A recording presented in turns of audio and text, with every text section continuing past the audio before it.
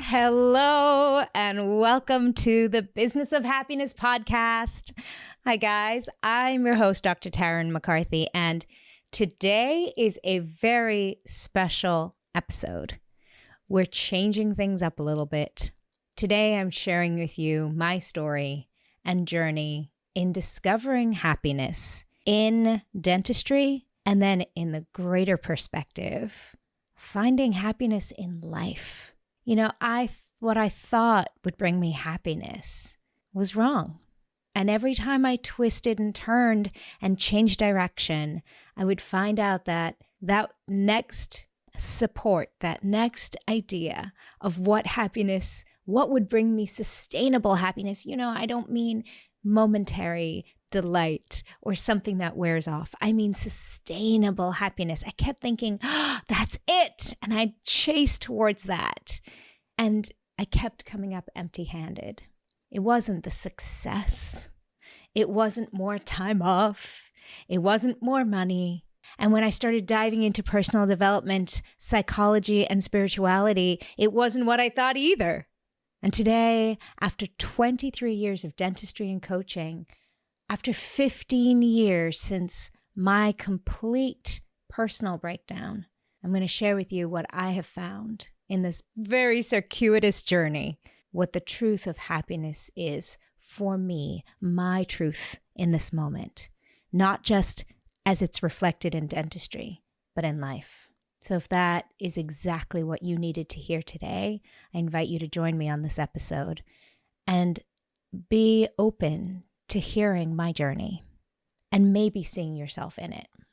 When I look back at my dental journey, my journey in dentistry as far back as dental school, I remember feeling like when I became successful, when I had self-sufficiency and sustainable income and a place, a building, a dental chair to deliver good service to support and heal and take people out of pain and give people their beautiful smiles and their confidence.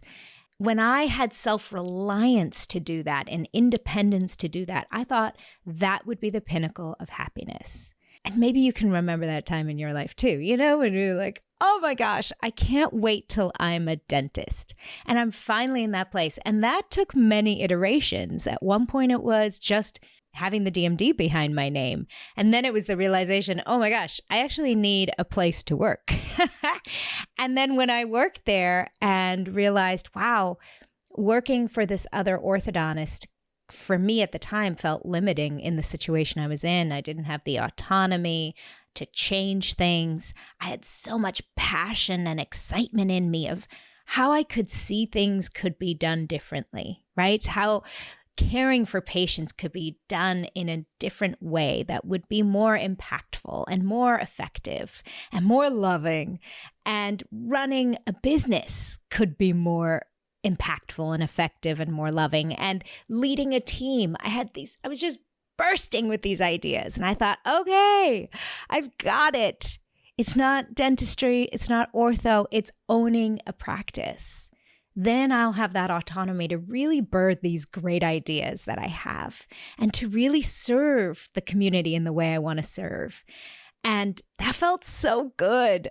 I remember just running toward that, looking at different practices. I was going to purchase a practice and I shopped around all over the place. And I thought, what is the perfect practice? And I realized the same thing that a professor had told me in dental school when I was applying for ortho residencies. And I thought, what is the perfect ortho residency? And I'll never forget this professor saying to me, Tarryn, the best ortho residency will be the one that gives you the opportunity to be an orthodontist. And that realization was so big because it made me understand that there was no perfect thing. But actually, it was my ability to step into what lit me up, where I was desiring to go, this pull towards something exciting, an opportunity, and a dream, really. And I realized the same is true of a practice. So I bought one, and I wasn't happy. And it was so interesting because right about that time started the self-doubt, started the little whisper of not trusting myself. For so long, I had just gone after my dreams and chased this idea of happiness, sustainable happiness, feeling, I didn't even think I needed to feel happy every day, but I just wanted to be happy in general. And what I found was the faster I was chasing this dream, the less I felt happy in general. In fact, I just felt more stressed and more overwhelmed. And a part of me felt not good enough to run an ortho practice. A part of me felt not good enough to communicate properly with my team because I was looking at my team and people were leaving so frequently and they were unhappy, and I couldn't attract a team of people who were really supportive and that I felt really great about. Like they were working hard and they felt dedicated and they were doing great work and we were enjoying the day together. And I thought, oh my gosh, what's wrong with me? And I realized, wow, this self-sufficiency thing is not what it's all cracked up to be. This isn't bringing me happy. It's not the self-sufficiency. It's not the self-reliance. It's not the success. Because at this point, I had everything. I had the practice. I had the DMD. I had the ortho certification. I had the house and the kids. And every time I thought, oh, I need this outside of myself. I need this external validation. I need this certification to prove to me that I am good enough, to show me that I'm self-reliant. And I realized, wow, that's not it either. That's not the secret to happiness. It was right around this time I really started looking at personal development books, started reading personal development books, I think at the time, and this is really going to date me, I was watching Oprah on repeat and reading everything she had to say. For me, that was my gateway drug into personal development. Before the Tony Robbins, before the Mel Robbins, before all the bigger names in personal development, I went through Oprah. And that's how I started being introduced to Eckhart Tolle and more spiritual perspectives and Pema Chodron. And when I opened up to these worlds, Tony Robbins, even Pema Chodron, all parts of this range of really understanding happiness and feeling fulfilled, which is the opposite of what I was feeling at the time. Everyone kept saying to me, it was service. If you want to be happy, serve. If you want to be truly happy, go out into the world and take care of others, give to others. And man, in dentistry, I was doing that all the time. And I was so burnt out. And I thought, oh my gosh, this is what everyone's saying. This is the secret to happiness, is service, is serving your fellow man, is taking care of your fellow man. I thought, I have this beautiful opportunity. I've stepped into the healthcare field. I'm healing. I'm taking people out of pain. From a psychological standpoint in orthodontics, I'm literally giving children in their teenage years this opportunity to find their power, to reshape their smiles, to step into confidence and to do it themselves. And I thought, oh my gosh, that's it.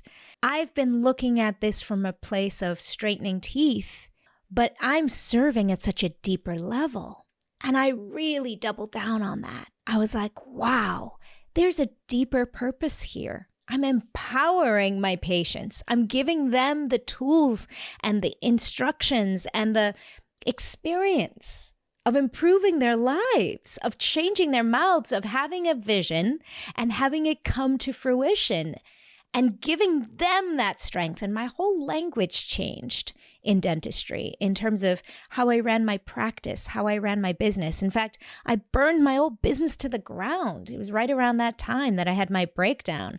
And when I started my new ortho practice, it was from a completely different place, from understanding what really mattered to me was serving in this way of empowerment. And still, there was a part of me that, although I knew I was on the right track because I'd identified what mattered to me, what service looked like to me, not what somebody else thought I needed to do, not what consultants and dental gurus and marketing companies told me, how to make more money, because I realized making more money very often just led to more headaches. Making more money just led to more responsibilities that I felt overwhelmed by. And I realized it's not that.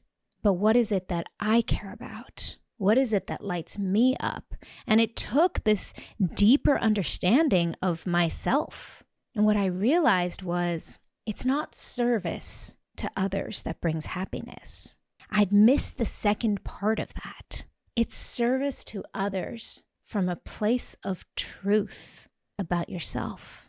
It's serving others from a place of deep authenticity. And I thought authenticity meant like vulnerability. I thought authenticity meant speaking the truth, speaking honestly. But what authenticity really means is knowing yourself. And I didn't know myself. For decades, I had been doing what other people told me to do, or what other people thought was best for me, or fulfilling the expectations that other people had of me. And I was completely complicit in all of this. It's not that I was just a victim of everybody else's suggestions and just following along. I was asking, what do you think I should do? What do you think I should say?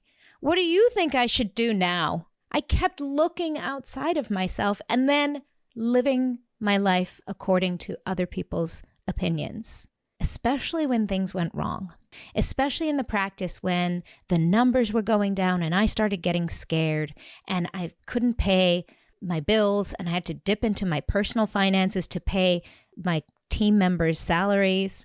In those moments where things felt really dark, or when my kids were sick at home, and my husband was in his residency and unavailable, and I was treating patients and feeling so torn because my baby was sick at home and I was going to work looking after other people's babies. It was in those moments when I felt most low that I would reach out to someone else, be it another dentist, be it my mom, be it a book, looking for somebody else to tell me what to do. And I noticed that authenticity means listening to me, what is true for me. And that was a big lesson and a huge turning point for me in my happiness. And it was a super uncomfortable one because I didn't even know how to listen to me. I'd been listening to somebody else for so long, not one particular person, but just consulting. I mean, even on the smallest things, I'd walk out of the room in the morning with clothes on and I'd ask my husband, what do you think of this outfit? Instead of really reflecting, how do I feel? What do I think? And honoring my desires, honoring my truth, that is authenticity. And that's when I started running my practice from a place of authenticity. What matters to me? And that took a lot of introspection. And it was right around that time I realized, oh, maybe the secret to happiness is the freedom to pause. Maybe it's not the busyness in dentistry. Maybe it's not getting more patients, more money, because that wasn't bringing me joy. It's actually more freedom. I've been running this business all wrong. Because in dentistry, the dentist needs to be in the office to be making money. Yes, we can make money with hygienists who are there when we're not there. We can make money maybe by selling product. And trust me, I did all of these things and found all these alternative sources of income and passive income. And I thought, if I just don't have the reliance on me with my bum in the chair treating patients, which is hurting my back, then I'll feel happy. If I find the freedom, isn't that so interesting? If we could just look at this story from a third person perspective, which of course you are, notice that as I built up this big business, now I was trying to escape it. And then I thought, oh my gosh, if I could just step further away, that would bring me happiness. I thought getting more deeply entrenched in it would bring me happiness. And now I'm realizing getting out of this, stepping away. I recognized the great financial stability that it was giving me, but I wanted to get out of the day-to-day, and I stepped further and further away. And I thought, oh, this is where dentistry's kind of messed us up. Is it's put us on this treadmill of getting things done and working hard, and really celebrated hard work for so long that we're exhausted and we don't know how to slow down. I recognized it in my vacations. I recognized it in my daily interactions. I was on high speed all the time. And I thought, oh my gosh, that's what happiness is. It's learning to slow down, which is a whole new challenge. And I remember at the time, guys, reading something about in Italy, there's a word, and I honestly don't know what it is. And if you know, please email me and tell me. There's an Italian word for the art of doing nothing. And they absolutely attribute that to happiness and longevity. And I thought, oh my gosh, sitting down and doing nothing is the most uncomfortable thing in the world for me right now. Okay, that's happiness. Permission to take a break, to slow down, learning how to calm my autonomic nervous system. And on the other side of that, I realized if I step away too much, things get scary. It's so interesting. I spoke to a client just recently and she said, I've really learned how to do nothing. I've learned how to step away. I take many vacations and I'm still not feeling that happiness. In fact, I'm beginning to get that panicky feeling like everything's going to fall apart. If I sit around and twiddle my thumbs and sit by a lake and go on vacation all the time, I'm spending more money than I'm making. And that security and stability that I need for happiness feels threatened. And oh my gosh, did I realize that myself? Those things that would bring me happiness, that passion to empower others, the potential to do so when I stepped away too far was threatened. I realized, oh my gosh, it's not that either. Maybe it's the permission to feel good and to trust my body and to listen to my body when something feels good. And I started to dance with passion and action and rest. And I realized it's not one thing or another.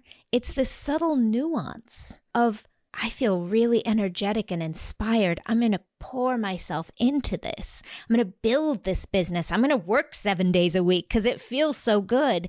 And being as acutely in touch with my body as possible to know when there was a request for rest. And sometimes our bodies insist on it, right? Our bodies will speak to us before we are ready to listen and really demand it. And that happened to me. I was loving what I was doing. I was serving from this place of authenticity.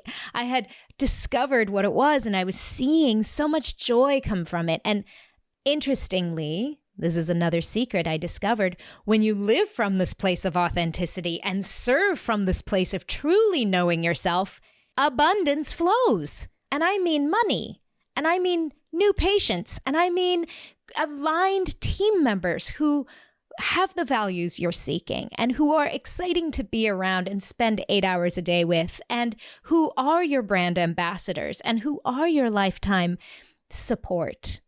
When you operate from that place of authenticity, it's true. These beautiful things come to you, and it's still possible to burn out. So that dance became really important for me, of paying attention to me and knowing when to sprint as an entrepreneur and serve and give, and knowing when to cocoon and protect and insulate and take care of me and heal and rest. It was right around that time, I remember in my coaching, I damned the word work-life balance because I thought this isn't a balance, this is a dance. This is a dance, but it comes from a place of knowing yourself. There are no rules. There are no one-size-fits-all recipe books. And right around that moment, I realized it was more than just knowing myself. Because by this point, I'd done about 13 years of learning about myself, not trying to do everything everyone else told me to, but really understanding what matters to me and what I love and where my passions are and where my on and off buttons are. And around that corner came the vision of happiness behind loving myself.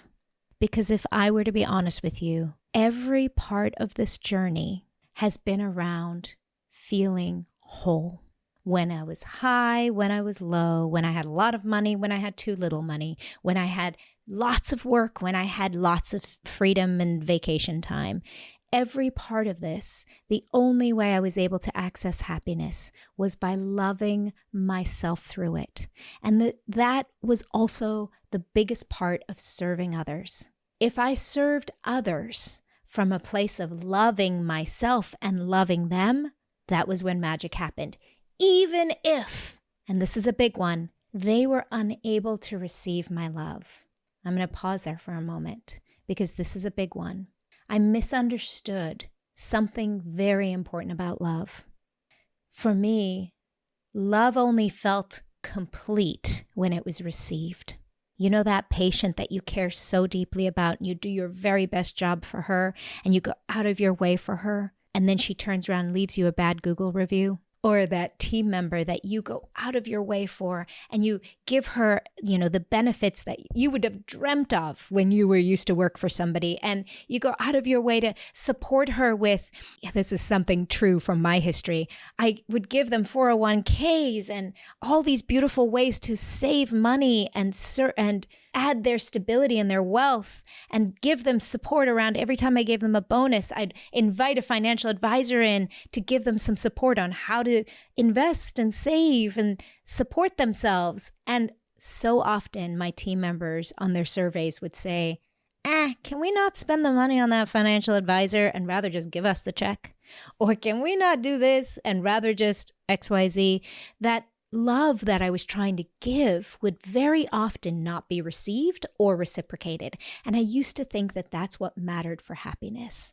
That when I show up today at work and my whole heart is in it and I'm coming from this place of authenticity and I get a blank stare or even anger or resentment in return, that wasn't good enough. That was a reflection that my love was not good enough.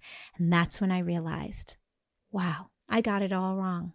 It isn't the wealth. It isn't the freedom. It isn't the serving others. It isn't even love. It's loving myself enough and serving others from a place of truly knowing me. And if I were to be honest with you, this whole beautiful journey of my life has served me to know that deeply. If I had not gone through all those times of pain, and I'm even leaving out all the personal experiences in here that contributed to this, I would not be in the place I am today of such deep understanding of who I am and the importance of loving myself enough, feeling worthy enough of my dreams and my passions. And now I have such a beautiful vision. Every time I get an idea, even this podcast episode, I'm so excited because it's coming from a place of loving you enough to share this message and loving me enough to feel worthy of sharing it. And the same was true in orthodontics for me. Loving my patients enough to offer them this beautiful treatment plan and how much it costs, and loving myself enough to know that I am good enough to do this, even if they say no. In leadership, in designing, in growing businesses, in creating new businesses, the same kept coming up again and again. And yes, that required that dance of stepping away and stepping into, and stepping away and stepping into. And nobody could have told me when to step away or when to step into. Nobody except me. And cultivating that relationship with myself was the first part, the required part in order to serve others. And it's so funny because it's so simple. We go back to that airplane analogy of putting your own mask on before you give oxygen to somebody else. And it's about love. This whole time in dentistry and even in personal development and even in spirituality, when they say serving others is the path to your greatest happiness, it has to be after serving you. And yes, it's true. I get so much sustained happiness now. Being a mom, by the way, a very strong service, never-ending lifelong service, but not needing the reciprocation from my teenagers who are still figuring it out, but doing it from a place of loving me enough to know that that's enough and not rebuking it because I don't receive anything from it. But for me, it's a value that I hold true. It's a dream of mine, and letting that be enough. And as I share this episode with you today, I hope that there's a part of this that resonates with you, because this is exactly how I came to this beautiful episode, is this inspiration to share with you my journey of uncovering what happiness is, and also reflecting on how every part of this journey was necessary for me to understand it in the depth to which I do today, and to give you a little window of hope that you are exactly where you need to be, that you are uncovering what is true for you, and that every part of this journey is such a critical component of your understanding who you are, of knowing yourself deeper so that you can serve from that place of truth and love. And remembering that when you feel good, you can do good is not just a silly cliche that I created. It's the truth of understanding what makes me feel good. And when I feel good, when I love myself, when I feel good enough, when I feel whole enough, when I feel worthy enough, that's when I can serve in such a beautiful way, and whatever way that means for you. And so I just want to honor you today and send you so much love. And if you're thinking, gosh, Tarryn, I don't even know how to do this, this is why I created Radical Happiness for Practitioners. I created this beautiful program as a window into how to understand and love yourself enough as a dentist to be able to serve in a way that is fulfilling and fueling, to experience sustainable happiness and joy and fulfillment from the work that you do, because it is so important. And I thank you so much for doing that work. And I know that my gratitude to you, although it's coming from a deep heart space, will never be enough, because what you deserve is gratitude from yourself. And so if you're listening to this episode and you're interested in Radical Happiness, let's chat. I'm going to put a link in the show notes. Let's find a time to connect, and we can start to uncover what that is for you. Sending you so much love. Bye-bye. Thank you for listening to the Business of Happiness podcast. If this episode brought you new perspective and value, I invite you to subscribe so that you catch all upcoming episodes, and leave us a review. And if you know of a friend or colleague who could benefit from this perspective, share this episode with them and empower their day. For more information about the Business of Happiness and the Radical Happiness for Practitioners course, find me on www.thebizofhappiness.com. See you there.